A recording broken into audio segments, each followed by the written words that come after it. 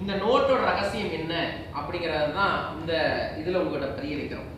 அதாவது 786 இஸ்லாமோட 786ன்னு சொல்லுவாங்க. இஸ்லாமோட கடவுளின் நம்பர் அப்படின்னு சொல்லுவாங்க. இந்த 786 அப்படிங்கிறது என்னன்னா, இஸ்லாமோட கடவுள் பேர் எழுதினாலும் சரி, ஹரே ராம ஹரே கிருஷ்ணான்னு உருதுல எழுதினாலும் சரி, அது 786 அப்படிங்கிற வடிவத்துல வருது அப்படிங்கிறதா பெரியவங்க சொல்றாங்க.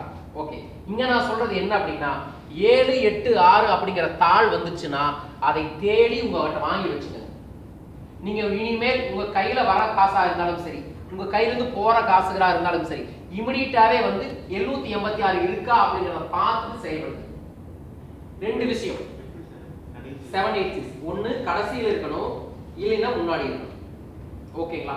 ஒன்னு கடைசியில 786ன்னு வரணும், இல்லைன்னா முன்னாடி 786ன்னு வரணும். இனிமேல் நீங்க நோட்டை கொடுக்கும் போதும் வாங்கும் போதும் 786 இருக்கான்னு பாருங்க.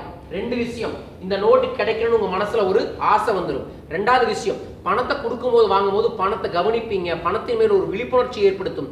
எதன் மேல் நீங்கள் விழிப்புணர்ச்சி வச்சிருக்கிறீர்களோ அதை நீங்கள் ஈர்ப்பீர்கள். எதன் மீது விழிப்புணர்ச்சி வச்சிருக்கிறீர்களோ அதன் மீது ஈர்ப்பீர்கள் அப்படிங்கிறத ரகசியமே. 786 நோட்டை எடுத்து 4 புறமும் நாட்டு மருந்து கடையில் இருக்கக்கூடிய புணுகு, இந்த புணுகை வாங்கி 4 புறமும் தேய்த்து உங்களோட பர்ஸ்லயோ உங்க கேஷ் பாக்ஸ்ல வையுங்க.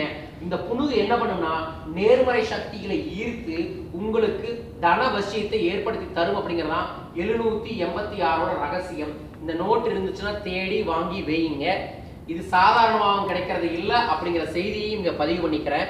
பல நபர்கள் தேடிட்டு இருக்காங்க பயங்கரமா. தேடி எடுத்து வைங்க. செல்வ வளம்